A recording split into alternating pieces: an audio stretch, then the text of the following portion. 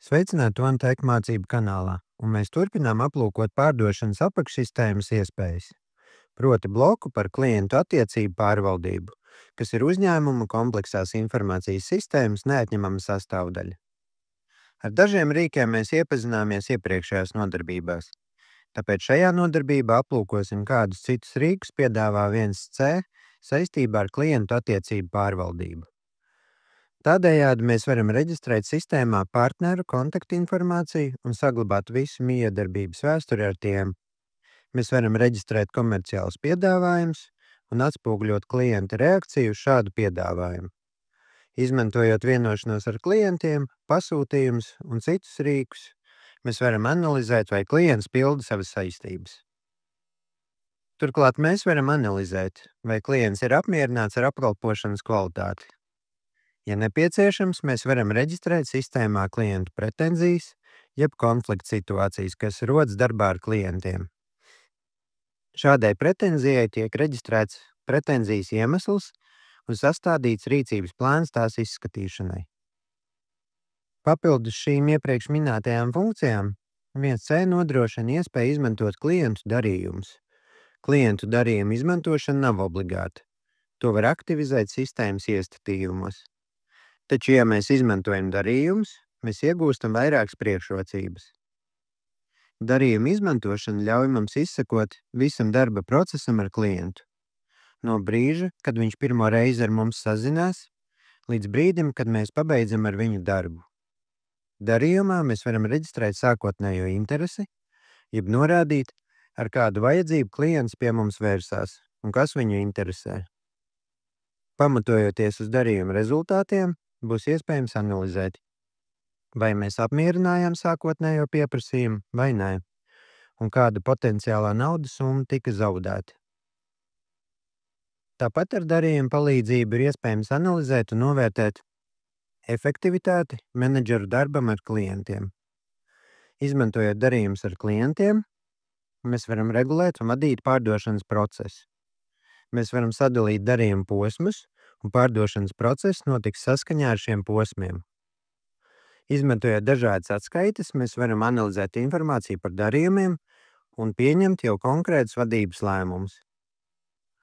Tādējādi, ja mēs izmantojam darījumus, mēs iegūstam šīs priekšrocības. Lai sāktu strādāt ar darījumiem, ir ne tikai tos jāaktivizē sistēmas iestatījumos, bet arī jāizpild vairāki klasifikātori.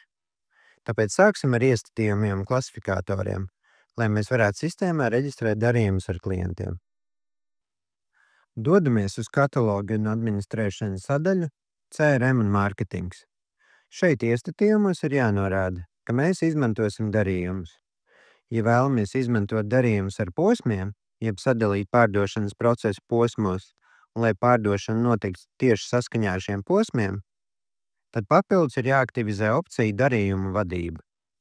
Ja mums ir nepieciešams, lai varētu piefiksēt primāro pieprasījumu, tad ieliekam ķeksīti šajā lauciņā. Ja mēs vēlamies veikt atsevišķu pašizmaksu uzskaitu pēc darījumiem, tad sadaļā kataloga un administrēšana, finanšu rezultāti un kontrole mums ir arī jāaktivizē funkcionāla opcija atsevišķa pašizmaksas uzskaita, un šeit jāatzīmē, ka mums tā ir nepieciešama tieši pēc darījumiem. Kad nepieciešami iestatījumi ir aktivizēti, sadaļā CRM un mārketings ir jāizpilda vairāki katalogi. Tātad šeit mums ir vairāk katalogi, kas saistīti ar darījumu izpildi. Pirmais, kas mūs interesēs, ir pārdošanas procesa posmi. Ja mēs izmantojam darījumu pārvaldību, sadalot pārdošanas procesa posmos, tad mums ir jāstrādā ar šiem pārdošanas procesa posmiem. Šeit mums jau ir iepriekš definēti posmi. Mēs varam izmantot šos posmus, vai, ja vēlamies darījumu padarīt vēl detalizētāku, varam pievienot savus posmus. Šis ir tāds patvaļīgs klasifikators. Būtībā izņemot nosaukumu, mēs šeit neko citu nenorādām. Darījums var būt vienā no 3 stāvokļiem. Darījums var būt spēkā, uzvarēts vai zaudēts. Tāpēc dodamies atkal uz CRM iestatījumiem un atveram sadaļu darījuma zaudēšanas iemesli. Šeit ir jāapraksta iespējamie iemesli, kāpēc darījums ir zaudēts. Gadījumā, ja mēs esam zaudējuši darījumu, mums būs obligāti jānorāda iemesls. Te es jau esmu pievienojis vairākus iemeslus manuāli. To var izdarīt ar pogu izveidot. Arī šajā gadījumā klasifikators ir patvaļīgs. Izņemot nosaukumu un aprakstu, nekas cits. Tālāk ir jāstrādā ar katalogu darījuma veidi ar klientiem.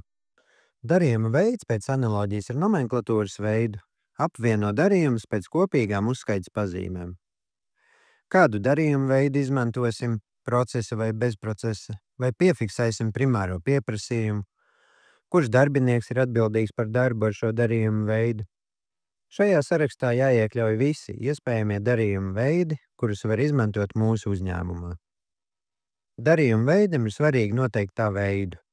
Tas nozīmē, ka visus darījumus nosacīti varam iedalīt divos veidos – procesa un bezprocesa. Ja pārdošanas process ir patvaļīgs, nesadalot to posmos, jānorāda darījuma veids, citi ar procesu nesaistīti darījumi. Šādam darījumam būs iespējams pārvaldīt tā statusus. Norādīt, ka darījums ir procesā, uzvarēts vai zaudēts. Šādam darījumam, ja nepieciešams, būs iespējams reģistrēt primāro pieprasījumu. Būs iespējams arī redzēt, kādi dokumenti ir noformēti šāda darījuma ietvaros. Ir iespējama atsevišķa preču uzskaite saskaņā ar darījumu, bet tā kā šis ir bezprocesa darījums, mēs šeit nenorādām nekādus pārdošanas procesa posmus. Līdz ar to nebūs iespējams redzēt, kādā stadijā darījums ir un kādi posmi vēl ir priekšā. Otrs darījuma veids ir procesa darījumi. Ja darījuma veidu izvēlamies ar manuāli pārēju pa posmiem, šeit būs iespējams ievadīt pārdošanas procesa posmus no kataloga, kuru apskatījām iepriekš. Šādam darījumam būs iespējams arī reģistrēt sākotnējo pieprasījumu, pārvaldīt darījumu statusu, norādīt, ka darījums ir procesā, uzvarēts vai zaudēts. Būs iespējams apskatīt noformēto dokumentu sarakstu, un tā kā darījums ir balstīts uz procesu, vienmēr būs iespējams redzēt, kādā posmā mēs esam un kādi posmi vēl ir priekšā. Ir iespējama arī atsevišķa preču uzskaite saskaņā ar darījumu. Taču darījuma pārvaldība būs pilnībā lietotāja pusē. Lietotājs manuāli norāda, no kura uz kuru posmu viņš ir pārgājis.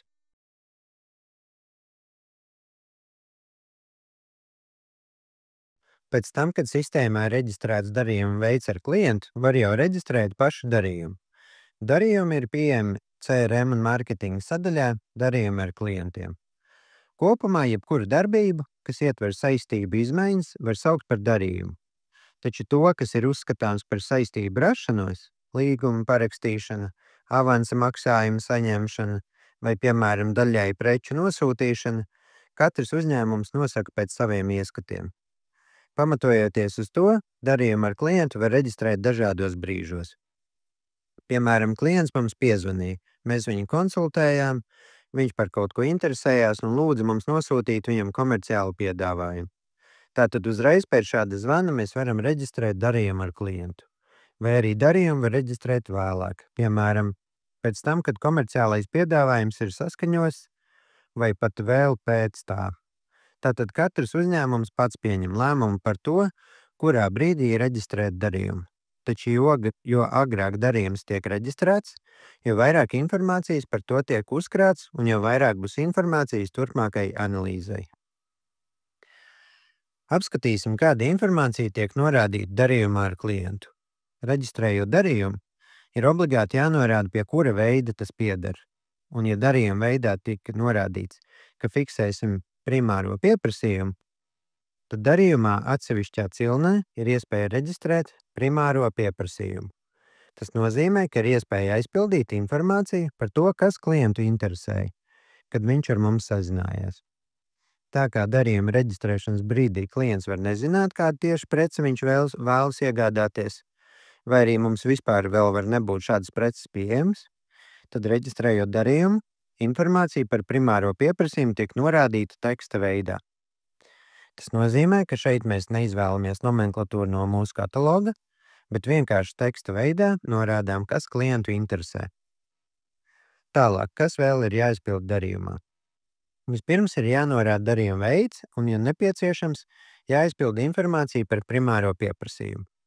Tālāk jānorāda nosaukums, piemēram, mūsu gadījumā elektrotehnikas pārdošana, un norādām klientu. Šādu darījumu var ierakstīt un sākt ar to strādāt. Taču darījumā var papildus norādīt arī potenciālo pārdošanas summu, jeb cik daudz mēs varam iegūt no šī darījuma, ja tajā uzvarēsim. To var izdarīt manuāli vai izmantot komandu aprēķināt potenciālo pārdošanas summu pēc darījuma dokumentiem. Citiem vārdiem sakot, ja darījumam jau ir noformēti dokumenti, piemēram, komercpiedāvājums vai klienta pasūtījums, vai arī esam reģistrējuši sākotnējam pieprasījumu, potenciālā pārdošanas summa nav jāizpild manuāli. Sistēma to var aprēķināt automātiski. Mēs varam arī reģistrēt primāro interesi par darījumu. Piemēram, mēs varam pajautāt klientam, kā viņš par mums uzzināja, reģistrēt šo informāciju sistēmā un pēc tam analizēt, kurš primārās intereses avots un kanāls piesaistīja visvairāk klientu. Lai varētu reģistrēt primāro interesi, tā ir jāaktivizē sistēmas iestatījumos. Ja tas ir darījums ar manuālu pārēju pa posmiem, tad, kā jau minēju, pārvaldība ir pilnībā lietotāja ziņā. Te ir procesa plāns, kurā būs norādīti pārdošanas procesa posmi, un lietotājs ar bultiņu palīdzību manuāli maina, kurā posmā viņš tajā brīdī atrodas. Tā kā tā ir manuāla vadība, ir iespējams, piemēram, atgriezties iepriekšējā posmā vai pāriet vairākus posmus uz priekšu. Šeit nepastāv stingra kontrole. Vienmēr var atgriezties un veikt izmaiņas, ja nepieciešams. Mainīt posmus var arī galvenajā logā, arī izmantojot bultiņas. Kad mēs pabeidzam darbu ar darījumu, ir obligāti jānorāda tā status. Darījums var būt darbā, uzvarēts vai zaudēts. Ja darījums ir zaudēts, būs jānorāda tā iemesls. Tad atsevišķām atskaitē varēs analizēt, kāda iemesla dēļ, kuram klientam, kuram menedžerim darījumi visbiežāk tiek zaudēti, un iegūt papildus informāciju. Cilnē dalībnieki mēs varam norādīt, kas strādā ar šo darījumu. Protams, tas nav obligāti jādara, bet ja mēs to reģistrēsim, būs vieglāk strādāt pie šāda darījuma. Mēs vienmēr varēsim redzēt, ar kādu kontaktpersonu strādājam, ar ko mums būs jāsazinās, lai palielinātu darījumu veiksmīgu iznākumu varbūtību. Piemēram, izmantojam kontaktpersonu lomas, varam norādīt, ka viena kontaktpersona pieņem lēmumu par pirkumu, cita lēmumu nepieņem, bet to ietekmē. Lapas augšējā daļā varam pāriet uz sadaļu darījumu dokumenti, kur būs iespējams redzēt, kādi dokumenti ir izveidoti šī darījuma ietveros. Varam izvēlēties periodu un nospiest izveidot, un tad redzēsim visus ar šo darījumu saistītos dokumentus. Nospiežot uz dokumentu saturs, var atlasīt, kādus dokumentu veidus vēlamies sarakstā redzēt. Tas šajā nodarbībā arī viss. Paldies par skatīšanos un tiekamies citās nodarbībās.